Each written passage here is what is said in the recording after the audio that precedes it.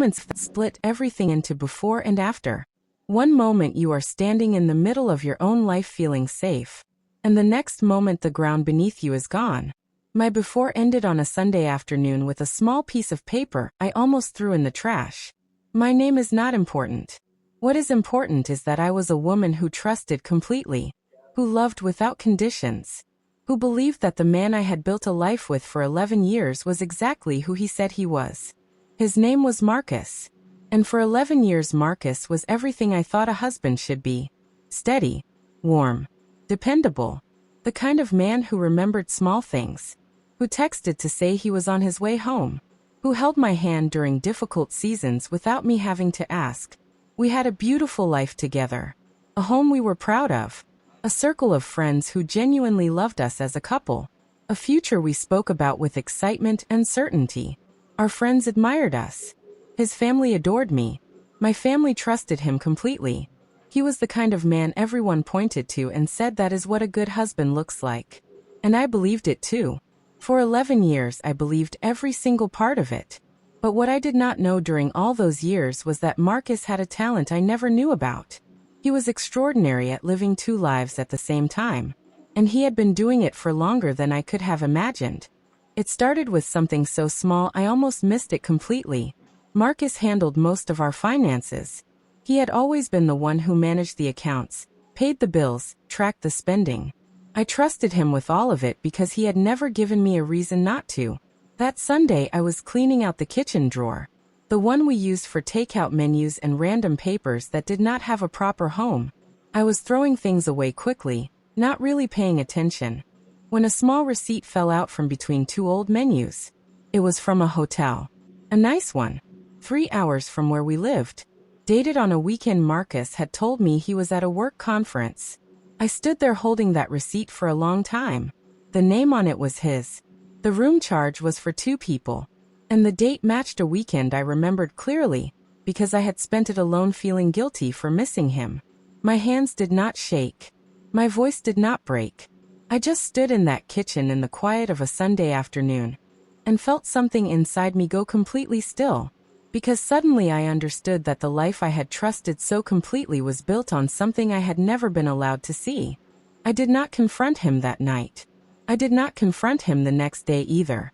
Instead, I did something that surprised even me. I got quiet. Deeply, deliberately quiet. I smiled at dinner. I asked about his day. I laughed at the right moments. And inside I began to pay attention in a way I never had before. I started looking. Not frantically. Not emotionally. Carefully. The way you look when you already know something is there, and you just need to find it. Within 2 weeks I had found more than a receipt. There were credit card statements showing hotel stays, restaurant bills, weekend getaways, all on weekends with explanations I had accepted without question. There were transfers to an account I did not recognize.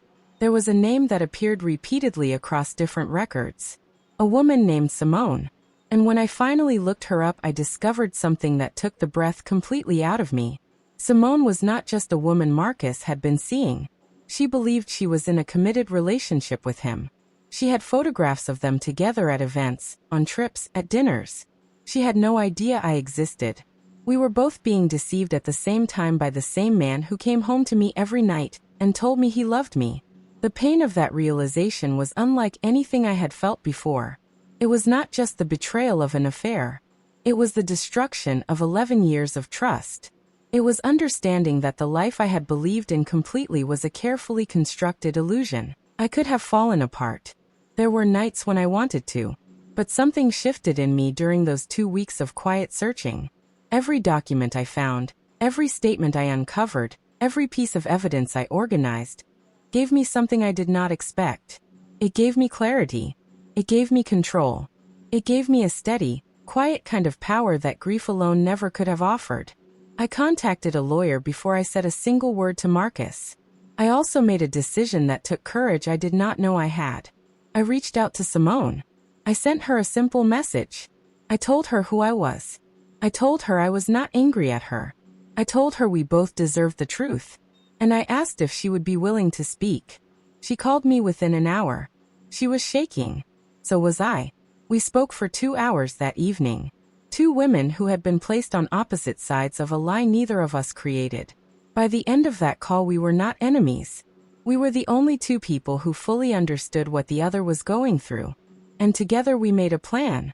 Until everything changed on a Friday evening when Marcus came home to find both of us sitting quietly in the living room, waiting. The look on his face when he walked through that door was something I will never forget for the rest of my life. He saw me first. Then he saw Simone. And in that single moment, every carefully constructed version of himself collapsed completely. He tried to speak. He tried to explain.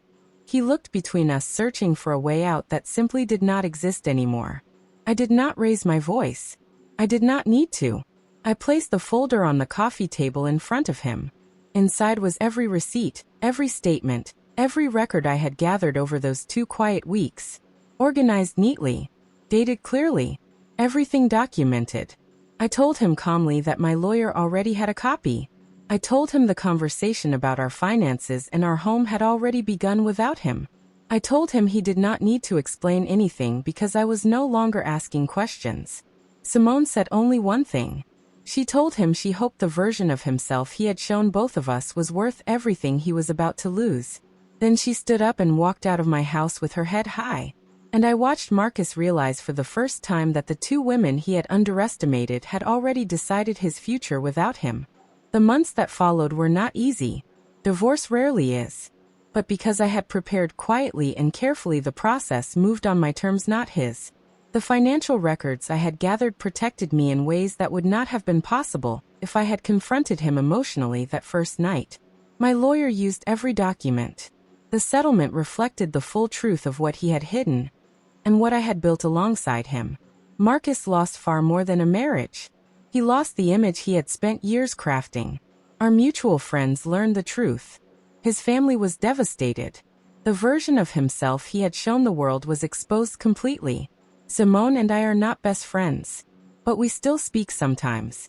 Two women who found strength in the most unexpected place. In each other. I moved into a new home 6 months after the divorce was finalized. I remember the first morning I woke up there. The light came through the curtains and everything was quiet and clean and completely mine. I did not feel bitter. I felt free. Here is what I know now. A man who hides his life from you is never truly present in it. And the moment you stop protecting someone else's lie, you make room for your own truth. I almost threw that receipt away. I almost missed everything. But I did not. And that one small piece of paper gave me back something I had not realized I was slowly losing. Myself. If you are sitting somewhere right now feeling like something is not right, trust that feeling. Pay attention to the quiet moments. Because sometimes the truth does not arrive loudly. Sometimes it falls out of a kitchen drawer on a Sunday afternoon and changes everything.